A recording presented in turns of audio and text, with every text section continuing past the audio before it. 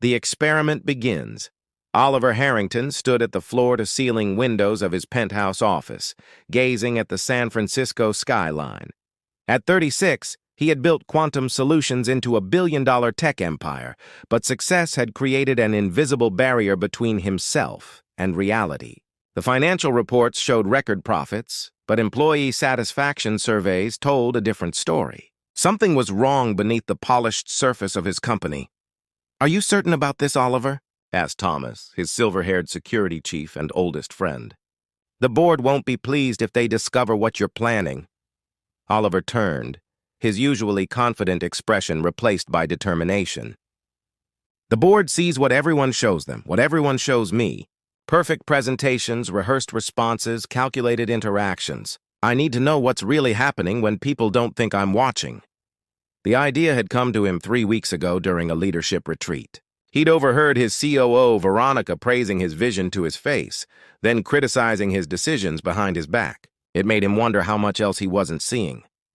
1 month, Oliver explained, running a hand through his dark hair.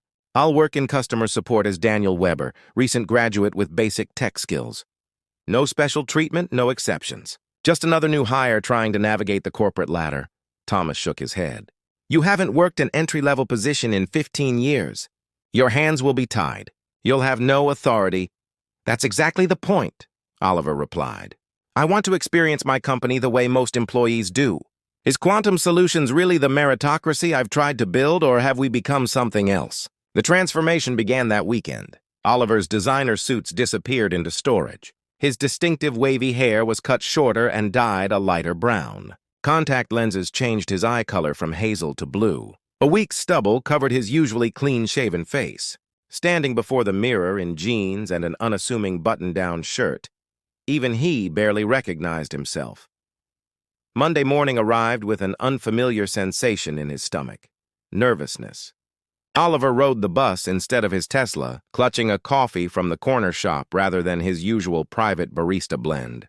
He waited in line at security, pinned on a temporary badge, and followed a group of other new hires to orientation. "Welcome to Quantum Solutions," said the HR representative, Janice, without a hint of recognition. "You're joining one of the most innovative companies in the tech industry."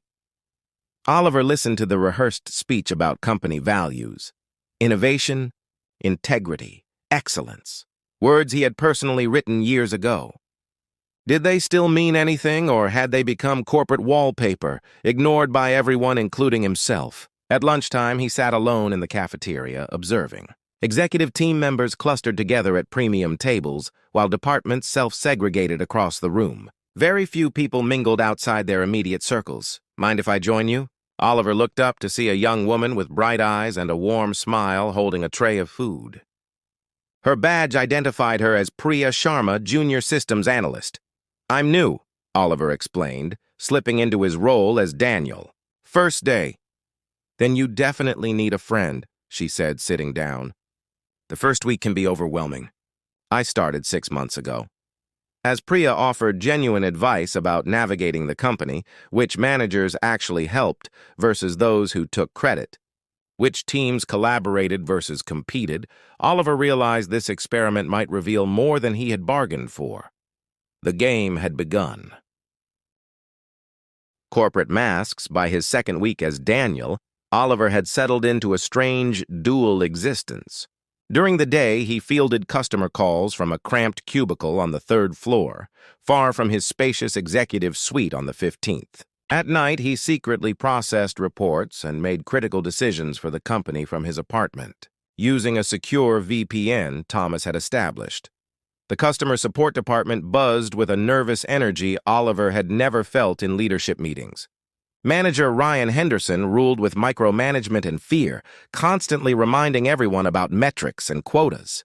"Customer satisfaction is everything," he preached during morning briefings, yet privately berated employees who spent too much time solving complex problems. "Don't worry about it," whispered Haruki, the teammate at the desk beside Oliver's. "Ryan's just performing for Veronica's weekly walkthrough.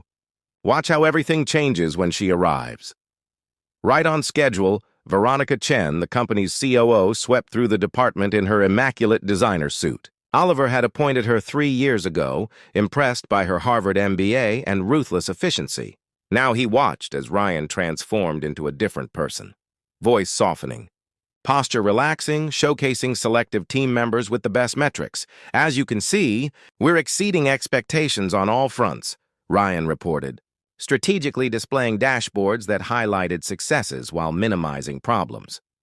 Veronica nodded approvingly. Excellent work, Ryan. This is exactly the kind of leadership that drives Quantum forward. Oliver caught the eye rolls exchanged among his colleagues. The performance was clearly a regular occurrence, with both parties playing their roles perfectly. Later that afternoon, Oliver witnessed the aftermath. Ryan called a team meeting, his pleasant mask discarded now that Veronica was gone. "Our response times are still too long," he snapped, pacing before the dejected team. "I don't care what excuses you have. Fix it or start updating your resumes." The contrast between public praise and private pressure created a toxic environment where genuine innovation seemed impossible. People worked to satisfy metrics, not to solve actual problems. After the meeting, Oliver found himself in the break room beside Priya, who was frowning at her laptop screen. "Tough day?" he asked, genuinely curious about her experience. She glanced up, hesitating before closing her laptop partially. "Just working on something that probably won't go anywhere." "Why's that?" "I identified a pattern in customer complaints about our security authentication process," she explained, her passion breaking through frustration. "There's a user experience flaw that's causing most of the issues. I've developed a simple fix that could reduce these tickets by about 40%. "That sounds brilliant," Oliver said, surprised. As CEO, he should have heard about such an important discovery. "Have you shown it to anyone?" Priya's laugh held no humor. 3 times. Ryan says it's not his department's responsibility to fix software issues. I tried sending it to the development team, but without management approval, it went nowhere. I even attempted to schedule a meeting with Director Harrison, but his assistant said they're not taking project proposals from junior staff. Oliver felt a surge of anger. This was exactly what he'd feared. Good ideas buried under bureaucracy and territorial management. "What about the executive suggestion program?" he asked, referring to an initiative he'd personally launched to encourage innovation at all levels. "You mean the black hole?" Priya smiled wryly. "Everyone knows those submissions disappear forever. Some people think they're just PR with no real review process." Oliver struggled to maintain his composure. He'd established that program specifically to prevent situations like this, assigning a dedicated team to evaluate every submission. Where was the disconnect? As days passed, Oliver discovered more troubling patterns. The executive floor functioned in near-complete isolation from the rest of the company. Middle managers like Ryan served as information gatekeepers, controlling what traveled upward and downward. Recognition and promotions went to those most skilled at self-promotion, not necessarily the most valuable contributors. Meanwhile, Priya continued to impress him. Despite her frustrations, she mentored newer team members, stayed late to help colleagues, and constantly looked for ways to improve processes. Her talent and character stood in stark contrast to what he observed among some of his highest-paid executives. Oliver realized his experiment was revealing an uncomfortable truth. The company he'd built had evolved into something he never intended, a place where appearances mattered more than substance, where politics trumped performance, and where the people who embodied the values he cherished remained invisible to those in power, including himself. Unexpected connection. 3 weeks into his undercover role, Oliver found himself increasingly drawn to Priya's orbit. Unlike his awkward attempts to connect with other colleagues, their conversations flowed naturally, touching on everything from technical challenges to philosophical debates about technology's role in society. "You've got a knack for this," Priya remarked one evening as they tackled a particularly difficult customer issue after hours. Most of the floor had emptied, but a handful of dedicated employees remained, trying to clear the backlog before the weekend. "Most new hires take months to get comfortable with these systems," Oliver smiled, careful not to appear too competent. "I had some experience before, just at a smaller company. You're the one who's impressive, solving problems across departments when it's not even your job. She shrugged, but couldn't hide her pleasure at the recognition. I just see how everything connects. It's frustrating when others don't or won't. Their late-night collaboration had become a pattern. Oliver discovered that Priya routinely stayed after her official hours, not because she was asked to, but because she genuinely cared about improving the customer experience. She kept a notebook filled with ideas for system improvements, user interface enhancements, and process optimizations, all carefully documented but rarely shared anymore after too many rejections. "Why do you stay?" Oliver asked one night as they walked to the transit station together. The question had been nagging at him. Someone with Priya's talents could easily find opportunities elsewhere. She was quiet for a moment, considering. "I believe in what quantum could be," she finally answered. "When I interviewed, I read everything about Oliver Harrington's vision, using technology to make people's lives better, not just more profitable. That resonated with me." She laughed softly. "Sounds idealistic, I know." Oliver felt an unexpected tightness in his chest. "No, it doesn't. It sounds like the kind of thinking we need more of." "The thing is," Priya continued, "I still see glimpses of that vision in our products. It's just the company culture that's drifted. Sometimes I think if Mr. Harrington knew what was happening on the ground floor, things might be different, if she only knew how right she was." Their friendship deepened over shared lunches and problem-solving sessions. Oliver found himself looking forward to their interactions more than his secret executive work. With Priya, he wasn't playing a role as much as discovering parts of himself that had been dormant. The excitement of solving technical challenges directly, the satisfaction of helping customers without layers of management between them. One afternoon, they were debugging a customer account issue when Oliver accidentally used an advanced system command that Daniel shouldn't have known. Priya's eyes narrowed slightly. "Where did you learn that?" Oliver froze momentarily. I saw it in the documentation when I was studying at night." "Interesting," she said slowly. "Because that command isn't in the standard documentation. It's only in the administrator guides." He braced for suspicion, but instead, Priya smiled. "You've been holding out on me, Daniel." "You know more than you let on."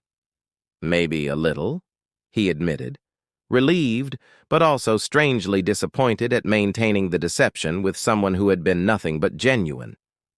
"Good," she declared, "because I could use a partner for something I've been working on." That evening, Priya revealed her secret. Project, a complete overhaul of the customer, authentication system that would not only fix the immediate issues but also introduce innovative security features that competitors hadn't implemented yet. The work was brilliant, elegant in its simplicity, yet powerful in its potential impact.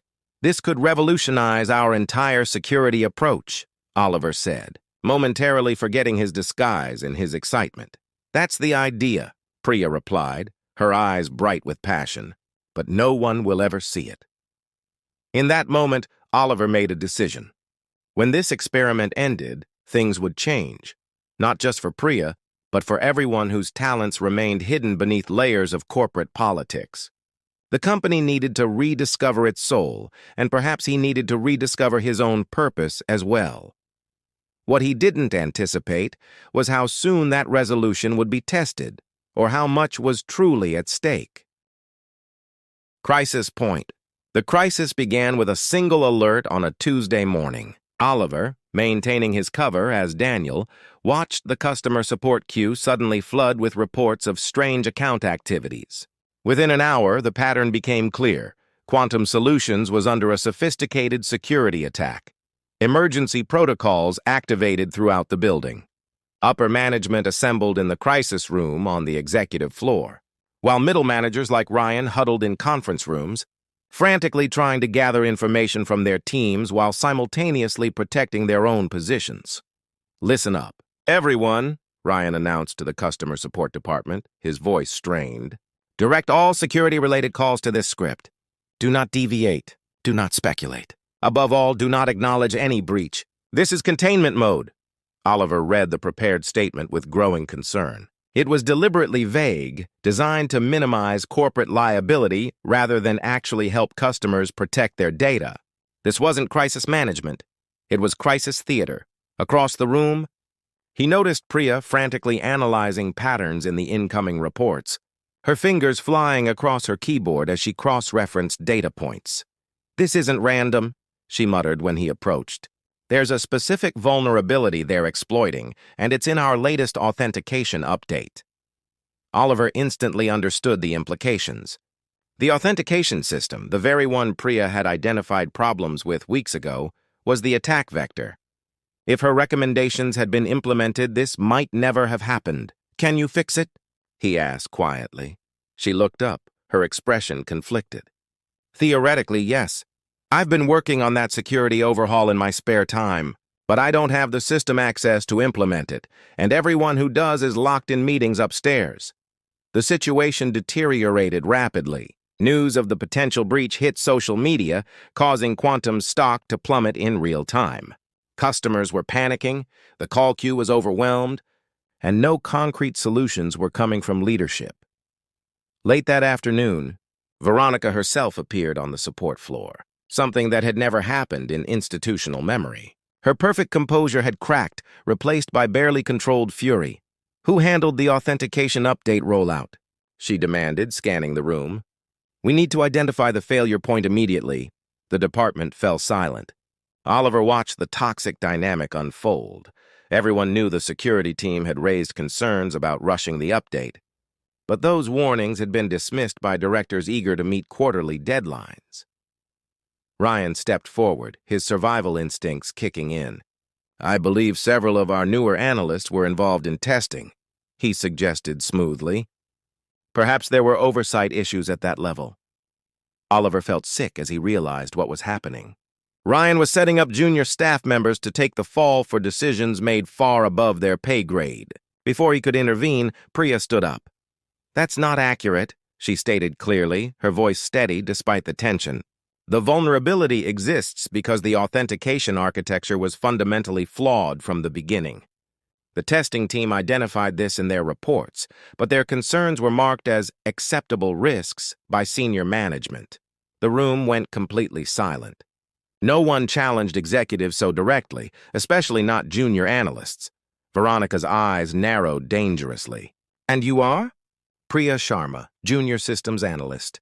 I submitted 3 separate reports on this vulnerability through proper channels over the past 2 months. I also developed a solution that would have prevented this exact attack scenario. If such reports existed, they would have reached my desk," Veronica replied coldly. "I have copies," Priya said, opening her laptop, along with the responses dismissing them, "and a working solution that can be implemented immediately to stop the current attack." Oliver watched the standoff, his mind racing. Priya was putting her entire career at risk to protect both the company and the customers who trusted it. Meanwhile, his executive team was preparing to sacrifice innocent employees to shield themselves from accountability. In that moment, Oliver Harrington faced the most difficult choice of his professional life: maintain his cover and observe as the drama unfolded, potentially allowing an unjust narrative to take hold, or reveal himself and directly intervene, ending his experiment prematurely, but perhaps saving both his company and the careers of valuable people like Priya. The decision, he realized, was actually simpler than it appeared. The experiment had already revealed everything he needed to know about his company's culture. The real test now was what he would do with that knowledge. "Ms. Chen," he said, stepping forward and straightening his posture, his voice shifting naturally into the authoritative tone he'd suppressed for weeks. "I believe we should listen to what Ms. Sharma has to say." Veronica turned to him with irritation. "And who exactly are you to make that suggestion?" Oliver met her gaze steadily. "Someone very interested in the future of this company." Transformation. The executive conference room fell silent as Oliver completed his explanation. After revealing his identity on the support floor, he had immediately called an emergency meeting of all directors and vice presidents. Thomas stood nearby, confirming the authenticity of the undercover operation to the stunned executives. "For the past month," Oliver concluded, "I've experienced quantum solutions as most of our employees do. What I've discovered is both troubling and enlightening. Veronica sat rigidly in her chair, her expression unreadable. Other executives displayed varying degrees of discomfort, especially those whose departments Oliver had directly observed. But this meeting isn't about assigning blame, Oliver continued. It's about acknowledging reality so we can transform it. Our company has developed a culture where appearances matter more than results, where good ideas die in bureaucracy, and where fear stifles the innovation we claim to value. He turned to where Priya waited nervously by the door, still processing the revelation that the new colleague she'd befriended was actually the CEO of the entire company. Ms. Sharma, please show everyone your authentication security solution. For the next 20 minutes, Priya presented her comprehensive security overhaul with remarkable poise, despite the intimidating audience. The brilliance of her work was undeniable, elegant, forward-thinking, and immediately implementable. When she finished, Oliver addressed the room. This solution wasn't created with expensive consultants or executive retreats. It was developed by a junior analyst whose insights were repeatedly ignored. That stops today. His decision was swift and non-negotiable. Priya's solution would be implemented immediately to address the security breach. Furthermore, a complete reorganization would follow, one based on merit and character rather than politics and presentation. Quantum was founded on the principle that technology should improve lives, Oliver reminded them. Somewhere along the way, we became more focused on improving quarterly reports. We're rebalancing those priorities starting now. The following weeks brought dramatic changes. Oliver dissolved the layers of middle management that had become information bottlenecks. He established direct communication channels between frontline employees and leadership. Most significantly, he launched a company-wide talent reassessment, elevating previously overlooked employees into influential positions while reassigning or removing those who had thrived on politics rather than performance. Veronica resigned rather than adapt to the new culture. Ryan and several other managers followed. Their departures created space for authentic leaders who valued substance over style. 3 months after his experiment began, Oliver stood addressing the entire company at their quarterly town hall. The atmosphere was noticeably different, more engaged, more honest, more alive with possibility. Our recent challenges have become our greatest opportunities, he told them. Our security systems are now industry-leading thanks to innovations that came from within our own ranks. Our customer satisfaction ratings have reached record highs.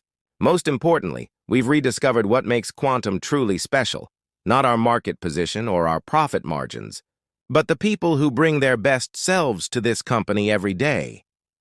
After the applause faded and the formal meeting concluded, Oliver found Priya waiting near his office.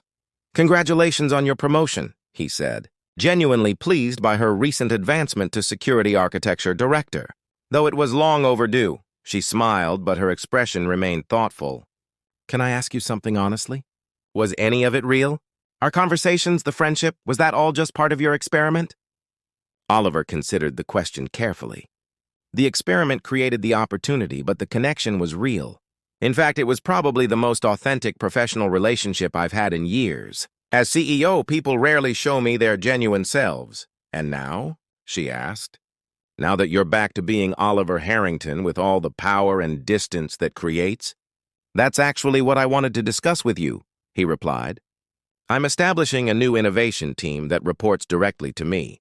People who'll help ensure we never lose sight of our core values again." "I'd like you to lead it." Priya's eyes widened. "That's a significant opportunity. It comes with conditions," Oliver warned. "You'll need to challenge me when I'm wrong.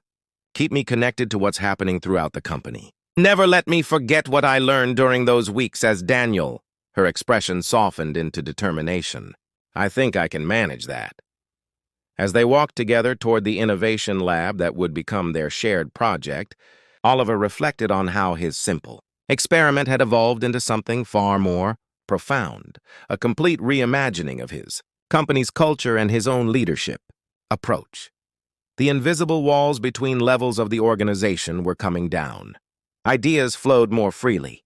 People brought their authentic selves to work, knowing their contributions would be valued based on merit rather than politics. Most surprising to Oliver was his own transformation. He had begun the experiment seeking to understand his company better, but ended up rediscovering his original passion for the work itself. Not just the results or the recognition, but the collaborative process of building something meaningful. "You know," Priya remarked as they reached the lab where her team was already assembling. "For someone who owns the building, you spent an awful lot of time helping other people with their problems." Oliver smiled, recognizing the truth in her observation. "Maybe that's exactly what I needed to remember, that leadership isn't about position or power. It's about service." As they pushed open the doors to begin this new chapter, Oliver knew that the greatest lesson of his experiment wasn't about corporate structure or management techniques. It was about authenticity, the courage to see reality clearly, to value substance over appearance, and to connect with others not through roles or titles, but through shared purpose and genuine respect. The invisible CEO had become visible again, not just to his employees, but to himself.